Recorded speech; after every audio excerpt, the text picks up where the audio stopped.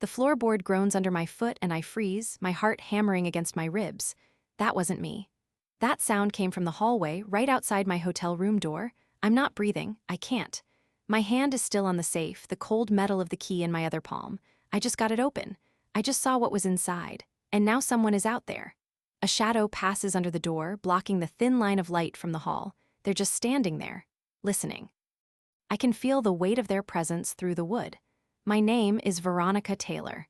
I'm in room 417 of the Hotel du Lac in Geneva, and I am not supposed to be here. This trip was a secret.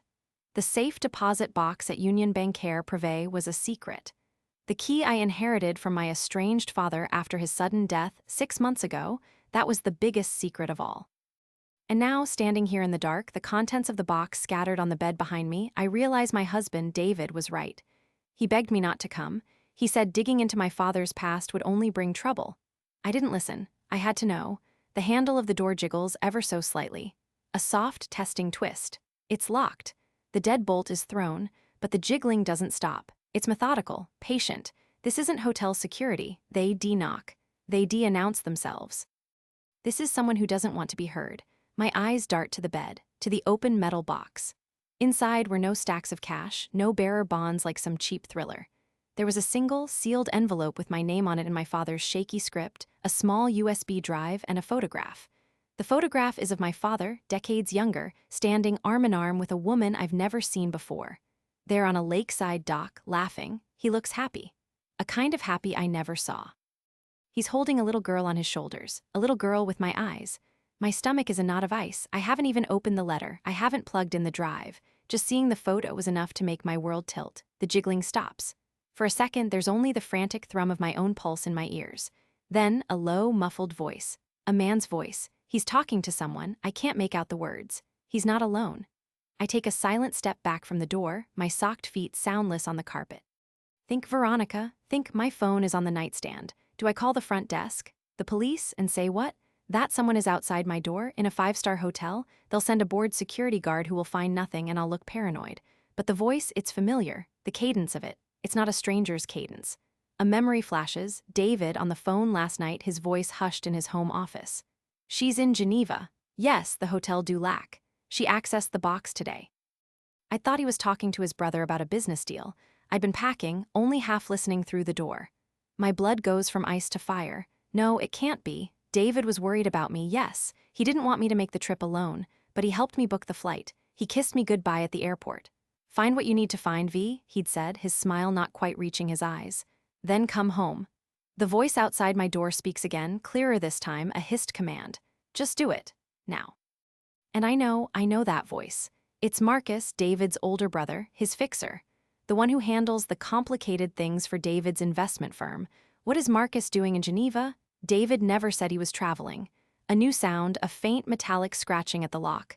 A key card, a lockpick, they're coming in. Panic claws up my throat. I have seconds. I spin around, my movements frantic and silent. I sweep everything off the bed, the box, the letter, the USB drive, the damning photograph. I shove it all into my leather tote bag. My passport, my wallet, my phone, I can't stay here. The scratching becomes a soft, decisive click. The door is unlocking. I don't wait. I sprint for the connecting door to the adjoining room, 419. It's locked, of course. I bang on it, a desperate, quiet rap. Please, I whisper, my voice cracking. Please help me. Silence from the other side. The main door to my room begins to swing open. I do the only thing left. I turn and run for the balcony. Geneva spreads out below me, the lake a sheet of black glass under the city lights. It's 4 stories down. I'm trapped.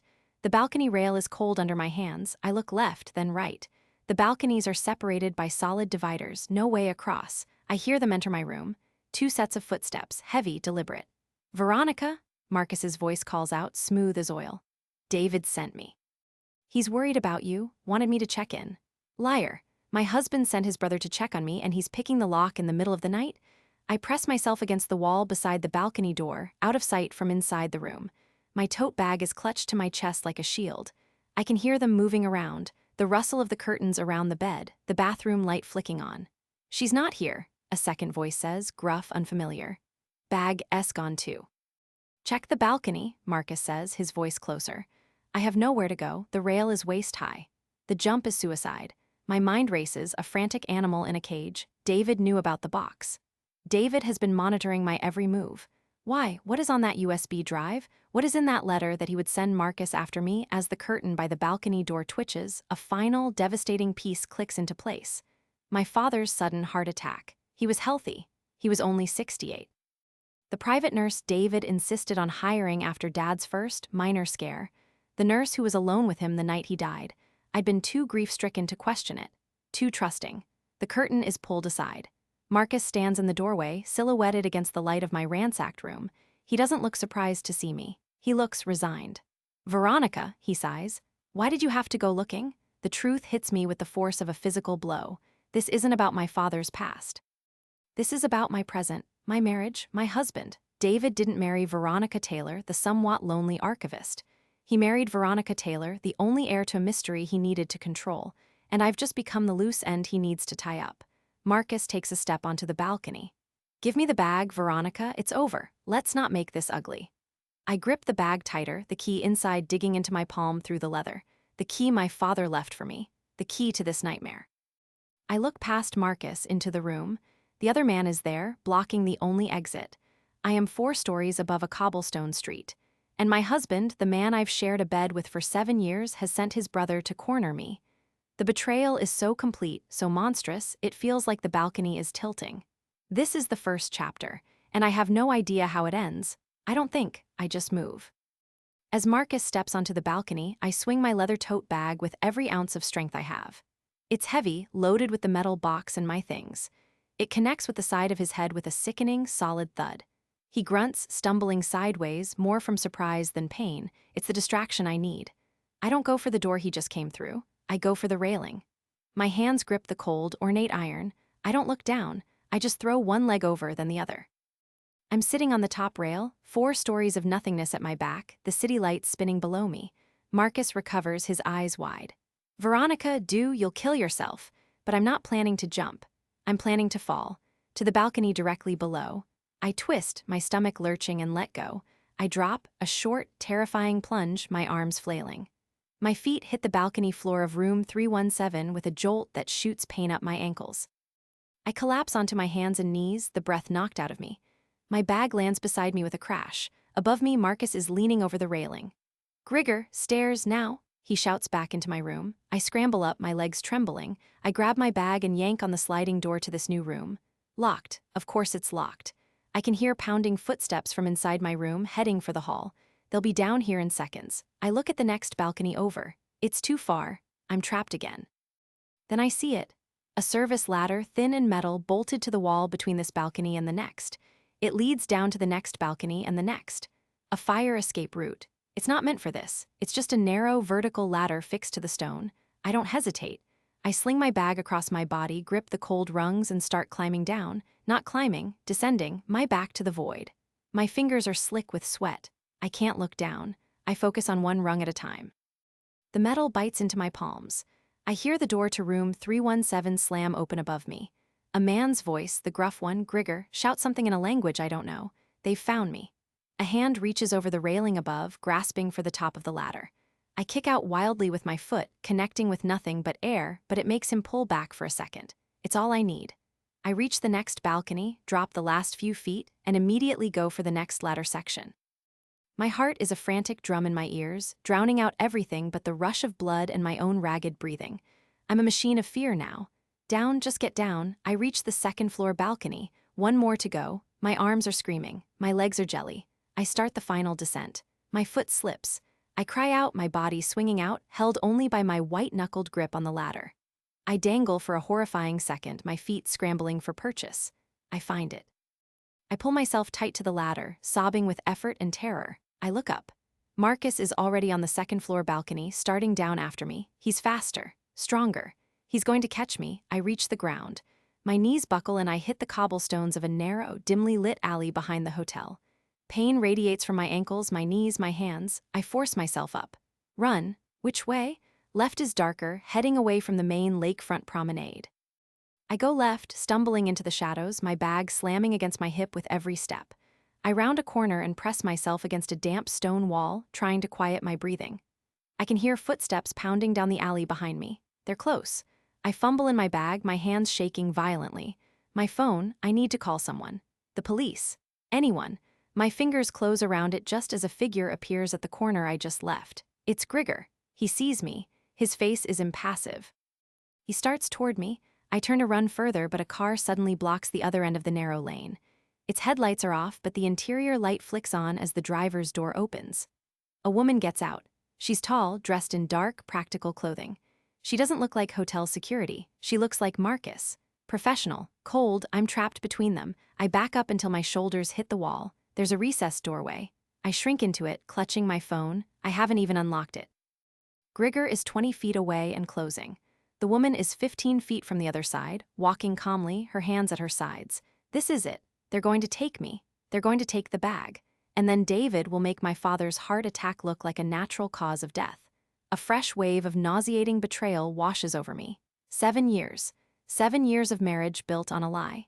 He wasn't protecting me from my father's messy past. He was protecting himself from whatever my father knew. From whatever is on that USB drive. The woman speaks first, her voice low and calm. Veronica, you need to come with us. It's not safe for you out here. Safe? I spit the word out, my voice trembling. You just chased me off a balcony. My husband sent you. David doesn't know we're here, she says, which is such an obvious, stupid lie it almost makes me laugh hysterically. Almost. Grigor is closer now, 10 feet. I raise my phone like a weapon. I'm calling the police. And telling them what? The woman asks, taking another step. That you broke into a bank box and are now being followed. They will detain you. They will take your possessions as evidence, and then you will truly have no protection. Her words are like ice water. She's right. What is my story? I have a key to a box that wasn't legally mine to access. I have contents I don't understand. And I'm accusing my powerful, respected husband of, what, exactly? Sending his brother after me. With no proof, my mind races, a trapped animal looking for any exit. The USB drive, the letter, if they take the bag, it's over. If the police take the bag, it might also be over. I need to see what's on it. I need to know what I'm holding. Grigor is 5 feet away. I make a decision. It's desperate. It's stupid. But it's all I have. As he reaches for me, I don't fight. I let him grab my arm. His grip is like iron. At the same moment, I let my body go limp, sliding down the wall, dragging my tote bag with me. As I slump, I use the movement to covertly pull 2 things from the open top of the bag, the small USB drive and the sealed envelope. I shove them deep into the front pocket of my jeans, the paper crinkling loudly. Too loudly. The woman's eyes flicker to my hands. She heard it. Check her pockets, she says to Grigor, her calm evaporating. Panic detonates in my chest. No. No, no, no. Grigor shifts his grip, one hand pinning me, the other going for my jeans pocket. I thrash, kicking out, connecting with his shin. He grunts but doesn't let go. His fingers are at the button of my pocket. A new sound cuts through the alley. The distinctive 2-tone siren of a Swiss police car. It's not close, but it's getting closer. Someone must have seen the commotion on the balconies or heard the crash of my bag. The woman freezes. She looks from me to the mouth of the alley, calculating. A public confrontation with the police is not part of the plan. Whatever David's plan is, it requires silence, discretion. Let her go, the woman says, her voice tight. Grigor hesitates, his fingers still on my pocket. The drive, now, she barks. He releases me so suddenly I almost fall. The woman points a finger at me, her eyes like chips of flint. This isn't over, Veronica. You have something that doesn't belong to you. People will come for it, safer people than us. She turns and walks swiftly back to her car. Grigor gives me one last, menacing look before following. The car starts, reverses smoothly, and disappears into the night. The police siren is closer, maybe a block or 2 away. I'm alone, shaking violently, slumped in a doorway. I have my bag, but they know I have it. They'll be watching. They'll be waiting. I fumble in my pocket. The USB drive and the envelope are still there. The envelope is addressed to me. My name in my father's hand. The last thing he ever wrote, I can't stay here. The police will ask questions I can't answer. I push myself up, my body protesting in a dozen new places. I have to move. I have to find somewhere to hide, to look at what my father left me. But where? The hotel is compromised. The city is unfamiliar. David's resources are everywhere. I start walking, forcing my legs to move, sticking to the darkest shadows. The USB drive feels like a live coal in my pocket. The letter feels like a verdict. I have no allies, no safe place. My husband is my enemy. The truth is my only weapon, and I haven't even seen it yet. But they know I have it, and they will stop at nothing to take it from me. The chase is over. The hunt has just begun. The siren fades into the distance. I'm alone in the dark, leaning against the cold stone, my breath coming in ragged gasps. I can't stay here. They'll circle back. The USB drive is a burning secret in my pocket. I need a computer. I need to see what my father died for. I force myself to walk, heading away from the lake, deeper into the old town. The streets are narrow and deserted. I find a small, shabby internet cafe tucked between a closed bakery and a souvenir shop. The blue glow from its window is the only light on the block. It's the kind of place that doesn't ask questions. I push the door open, a bell jangling overhead. A bored-looking teenager glances up from behind a counter littered with energy drink cans. I ask for a private booth in French, my voice still shaky. I pay with cash from my wallet, the last of my euros. The booth is a cramped closet with a scarred desk and an ancient computer. It smells of stale smoke and plastic. I lock the flimsy door. My hands are trembling so badly I can barely plug the USB drive in. The computer whirs, a folder pops open. There are only 2 files, a PDF document labeled contracts, and a video file named For Veronica.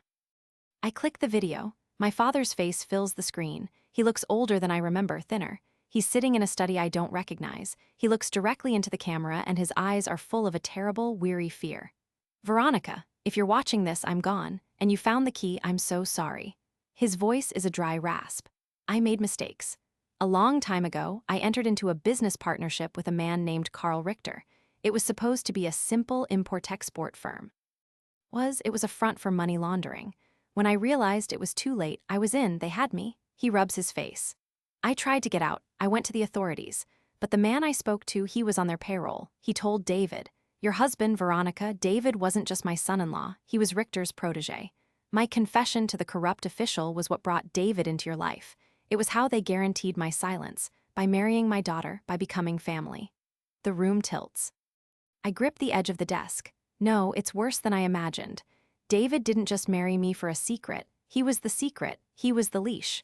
My father continues, his expression crumbling. They own him, Veronica. He reports to them. The firm, our lifestyle, it's all built on their money. I've been siphoning off funds for years, little by little, hiding it in that Swiss account. It was my proof, my insurance. The contracts on this drive detail everything: shell companies, account numbers, transactions. It names David. It names the corrupt official. It's all here. He leans closer to the camera, his eyes pleading. I wanted to tell you, every day, but they were watching. If I talked, they would have hurt you. I thought if I kept quiet, if I played my part, you would be safe with him. I was a coward. But this is my confession. And my weapon for you, use it. Go to the real authorities. The FBI. The international press. Anyone but the local contacts listed in the file. They're compromised. You can't trust anyone, Veronica, especially not David. The video ends. I sit in the humming silence of the booth, tears streaming down my face silently. It wasn't an affair. It wasn't a hidden child. It was this. A lifetime of guilt and fear, all to protect me. And David was the prison guard all along. Our marriage, our home, our life, a beautifully constructed cage. I open the PDF. It's hundreds of pages of financial records, contracts, encrypted account details. And there, on the final page, is a signed, notarized affidavit from my father detailing the entire scheme and David's role in it, dated 2 weeks before his death. A new, cold clarity washes over me, burning away the fear. He gave me the keys to my own cage. Now I have to use them. I pull out the sealed envelope. My name, I tear it open. Inside is a single sheet of paper. No confession, just a short note. Veronica, the woman in the photo, is Alara. The little girl is your sister, Sophia. They are safe, far away from all of this. I failed them. I failed you. But the money in the account is for all 3 of you. It is clean, or as clean as I could make it. It is yours. Be the family I could not be, and be free. Love always, Dad. I fold the letter carefully, placing it over my heart. I have a sister. The thought is a tiny, warm ember in the vast cold. I have a purpose. I copy the entire contents of the USB drive onto 3 separate cloud storage accounts using the cafe's shaky Wi-Fi. I email one set to my own private, hidden email address I haven't used in years. I download the files onto my phone. Then I open a new browser window. I don't go to the local police. I go to the website for the International Consortium of Investigative Journalists. I find their secure tip line. I upload the PDF. I write a short, clear message. Evidence of transnational money laundering and corruption involving Richter Group, David Taylor, and unnamed officials. Source, Edward Taylor, deceased, verified by his daughter. I include my father's affidavit and the key transaction records. I hit send. The message whooshes away into the ether. It's done. I unplug the USB drive. I look at it in my palm, this little piece of plastic that cost my father his life. I take the metal hotel key from my bag, and using all my strength, I scrape it down the side of the drive, gouging the circuitry. I break it in half. I drop the pieces into 2 separate trash bins on my way out of the cafe. The original is destroyed. But the truth is out there now, replicated, flying across the internet. You can't unsend it. I walk out into the cool night air. I feel lighter. Terrified, but clear. I know what I have to do next. I can't run forever. And I won't live in hiding. I find a different, cheap hotel near the train station. I pay in cash. In the tiny, clean room, I plug my phone into the charger. I take a deep, shuddering breath, and I call David. It rings 3 times. He picks up. Veronica, Jesus, where are you? I've been out of my mind. Marcus said you ran off, that you were in some kind of trouble. His voice is the perfect blend of concern and frustration. The performance is flawless. It makes me sick. I know David, I say, my voice surprisingly steady. I know everything about Richter, about your part in it, about why you really married me. Silence on the other end, a long, dead silence. When he speaks again, the warmth is gone, replaced by a flat, businesslike tone. I don't know what you think you found, Veronica, but you're confused. You're not well, you need to come home so we can talk about this. I'm not coming home, I say, and we're not talking, I'm telling you. I have all of my father's records, the contracts, the accounts, your name is on them. I've already sent them to people who can't be bought, it's over. Another silence. I can almost hear him thinking, calculating. You have no idea what you've done, he says, his voice low and dangerous. These people, they won't let that stand. You've put a target on your back. The target was always there, I say. You just painted it. I'm done being your hostage, David. I'm filing for divorce. And I'm going to testify. If you have any sense of self-preservation left, you'll turn yourself in and try to make a deal. Because when they come for you, and they will, I won't be there to watch. I hang up. I block his number. I sit on the edge of the bed, shaking, but it's a good shake. It's the shake of something poisonous leaving my body. 2 days later, the story breaks. A major international news outlet runs the first piece, detailing the Richter Group's operations. David's name is in the 3rd paragraph. By the afternoon, Interpol issues a statement. Arrest warrants are confirmed. I watch it all on my phone in a quiet corner of a Geneva park. The sun is shining. The lake is blue. A week after that, a woman approaches me as I'm having coffee at an outdoor cafe. She's about my age, with kind eyes and my father's smile. She doesn't say anything at first. She just places the photograph from the safe deposit box on the table between us, the one of my father, a woman, and a little girl. Hello, Veronica, she says softly. I'm Sophia. We talk for hours. She and her mother, Alara, live in Portugal. They knew about me. My father supported them from afar, guilt-ridden but caring. They want nothing from me but to know me. The money, she says, is mine. They have their own life built away from all of this, but they'd like a sister. I sell my wedding ring. I use a fraction of the funds from my father's account to retain the fiercest divorce lawyer I can find. The rest I leave untouched for now. It feels like blood money, but it's also a legacy. Maybe I'll donate it. Maybe I'll use it to start over. I haven't decided. Today I sit on a train, watching the Swiss countryside blur past. I'm going south to Portugal, to meet my sister and her mother, to see the life my father tried to protect. The legal battles will drag on for years. David is in custody, fighting for his life as his former associates turn on him. My testimony will be needed, I'll give it. But for the first time in 7 years, I am not afraid. The cage is open. The truth was the key, and my father, in his final, desperate act, finally handed it to me. I'm not Veronica Taylor, the betrayed wife. I'm Veronica Taylor, the witness, the survivor. And I am going home.